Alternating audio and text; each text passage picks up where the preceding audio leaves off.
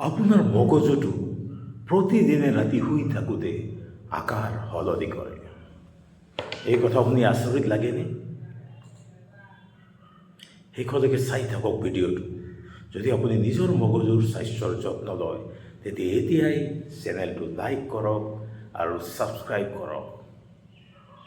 এইটো শুনিবলৈ আচৰিত লাগিলেও আপুনি শুই যোৱা সময়তে আপোনাৰ মগজুৰ ভিতৰত এটা অতি বিশেষ কাম হয়। মগজুটো কেৱল বন্ধ হৈ বিশ্ৰাম নলয়, বৰঞ্চ ই এটা গভীৰ মেইনটেনেন্স মোডত যায়, যি আপোনাৰ দীঘলীয়া মানসিক স্বাস্থ্য সুৰক্ষিত কৰে। আপুনি শুই থকা সময়ত মগজুৰ কোষবোৰৰ মাজৰ খালী ঠাই প্ৰায় 60% বাঢ়ে।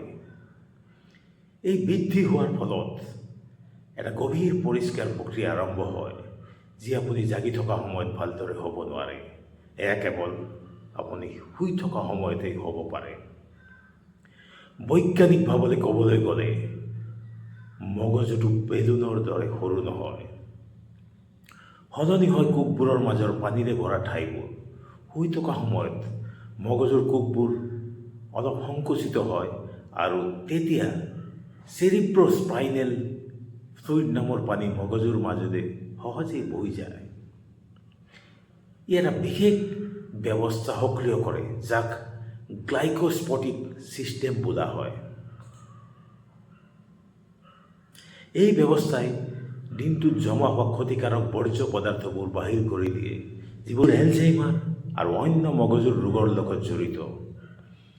আপুনি জাগি থকা সময়ত আপোনাৰ মগজু ব্যস্ত থাকে বেলেগ বেলেগ চিন্তা কৰালৈ, ইফালে সিফালে ঘূৰি ফুৰালৈ, শব্দ, দৃশ্য বুজি পোৱা আদি কামত। তেতিয়া ডাঙৰ পৰিষ্কাৰ কামৰ বাবে সময় আৰু শক্তি নাথাকে আপোনাৰ মগজুটোৰ। শুই থকা সময়ত সঠিক পৰিৱেশ এটাৰ সৃষ্টি হয়, মগজুৰ গতি ধীৰ হয়, পথবোৰ খোল খায় আৰু স্নায়ুতন্ত্ৰ এটা সম্পূৰ্ণ ক্লিনিং প্ৰচেছৰ মাজেদি গৈ থাকে। এইটো এটা গুৰুত্বপূৰ্ণ কথা বুজায়। দীৰ্ঘদিন ধৰি কম শুলে স্মৃতিশক্তি কমে, চিন্তা ধীৰ হয়, মন বেয়া লগা বাঢ়ে আৰু ডিমেনচিয়াৰ দৰে স্মৃতিশক্তি লোপ পোৱা বিপদো ধীৰে ধীৰে বৃদ্ধি পাব পাৰে। আপুনি জানে, যথেষ্ট টোপনি নলেহে এই বৰ্জ্য পদাৰ্থবোৰৰ মগজুৰ ভিতৰত জমা হৈ থাকে। সময়ৰ লগে লগে ই মগজুৰ কোষবোৰত চাপ পেলায় আৰু বুদ্ধিশক্তি হ্ৰাস হ'ব ধৰে। সেয়ে টোপনি কেৱল এক বিশ্ৰাম নহয়, টোপনি এলেহুৱা হোৱাকে নুবুজায়। টোপনি হ'ল আপোনাৰ মগজুৰ আটাইতকৈ গুৰুত্বপূৰ্ণ মেৰামতি কৰা এটা প্ৰক্ৰিয়া। ই স্নায়ু কোষবোৰ সুৰক্ষিত কৰে, ই স্মৃতিশক্তি সংৰক্ষণ কৰে, ই কোষৰ স্তৰত মগজুৰ স্বাস্থ্য বজাই ৰখাত সহায় কৰে। টোপনি বাদ দিলে কেৱল ভাগৰুৱা অনুভৱ নহয়, আপুনি আপোনাৰ মগজুৰ আটাইতকৈ শক্তিশালী আত্মযন্ত্ৰটো হেৰুৱাই পেলায়। এই মনত ৰাখক, আপোনাৰ মগজুটো প্ৰতিদিনে ৰাতি নিজকে পৰিষ্কাৰ কৰিবলৈ আকাৰ সলনি কৰে।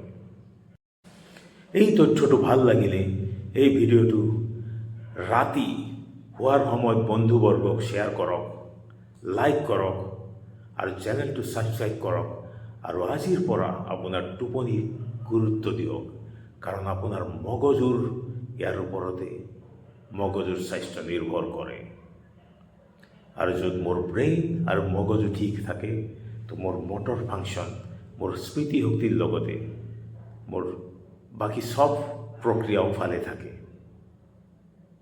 সুস্থ থাকক, সবল থাকক আৰু টোপনিক গুৰুত্ব দিয়ক।